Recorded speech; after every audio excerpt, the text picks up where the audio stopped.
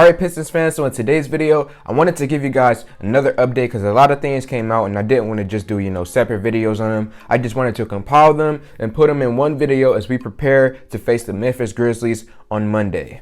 So let's get into this, man. So the first thing that made me really happy, really excited, it finally happened. Ben Wallace is officially a member of the Detroit Pistons again. Ben Wallace is the Detroit Pistons basketball operations team engagement advisor.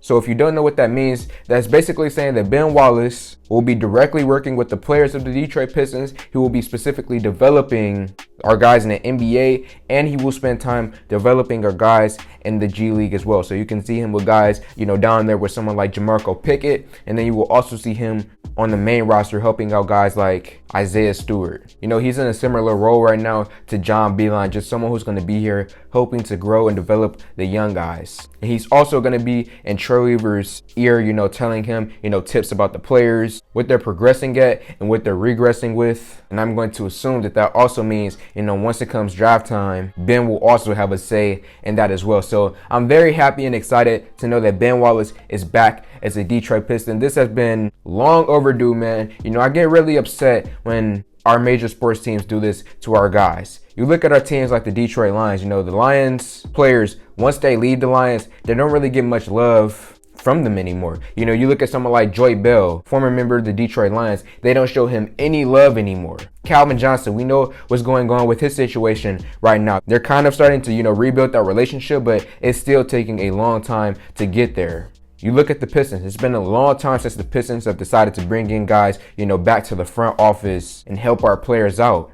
Chauncey Billups being a Portland Trailblazers right now, it's just something that should not have happened. He should be somewhere, helping out the Detroit Pistons, whether that have been a head coach position or a developmental position. Someone like Chauncey Billups should have been a Detroit Piston. But I digress. It is what it is. I'm happy that they're finally doing it now. It's long overdue. It should have happened a long time ago. But we finally got our guys here. Ben Wallace is here, and I am expecting more players from past Pistons teams to be coming and helping to grow and develop these guys. So the second thing that we're going to talk about is the injury updates of our players, Cade Cunningham, Frank Jackson, and Killian Hayes. So I'm going to take something from James Edwards. If you don't know who James Edwards is, he is a pretty verified, Pistons reporter. He was the guy who broke the Sekou trade. A day before it happened, he said that Sekou and Jahlil Okafor were most likely to be traded. And then the next day, they got traded to the Brooklyn Nets. So James Edwards is a guy who's pretty reputable as a source. He's also broken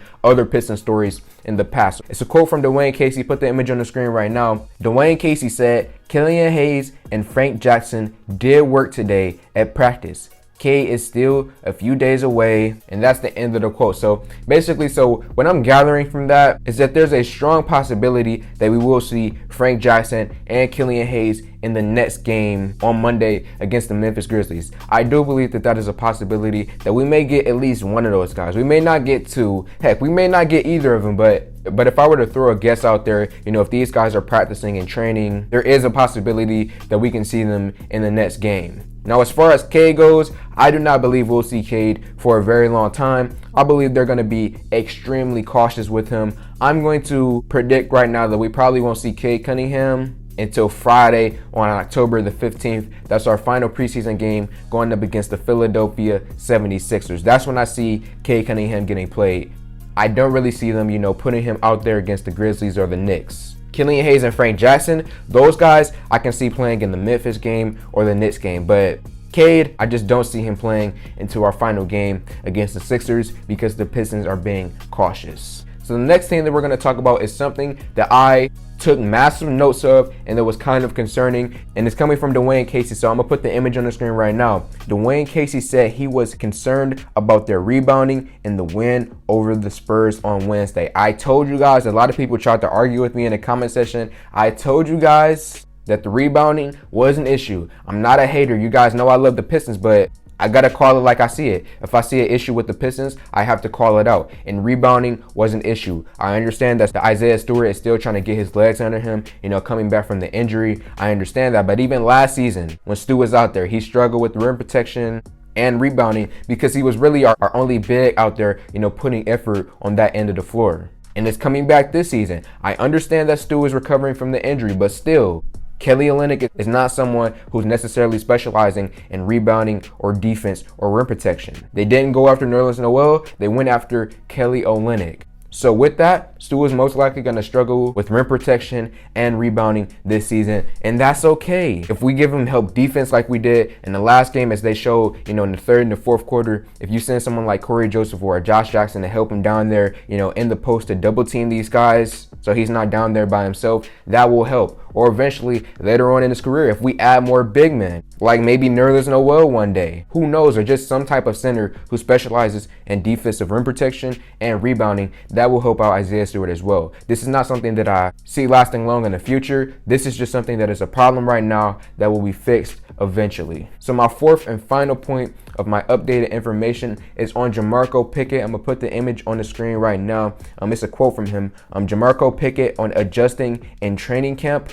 Probably the pace of the NBA is a lot faster than college. It's fewer set plays and more quick hitters. So yeah, with someone like Pickett, we didn't see much of him in the last game against the San Antonio Spurs. We only seen him in about 4 to 5 minutes of the last game. And I do expect to see him, more and more as the preseason goes on. When they sit guys like Jeremy Grant or Kelly Olynyk, if they decide to sit them eventually, I do expect to see more Pickett and more of Garza.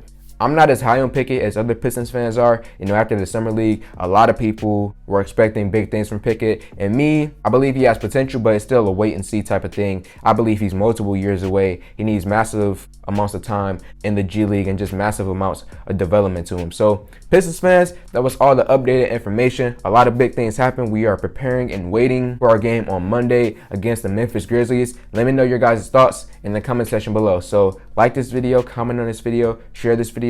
Thank y'all for 3K, and I'm on.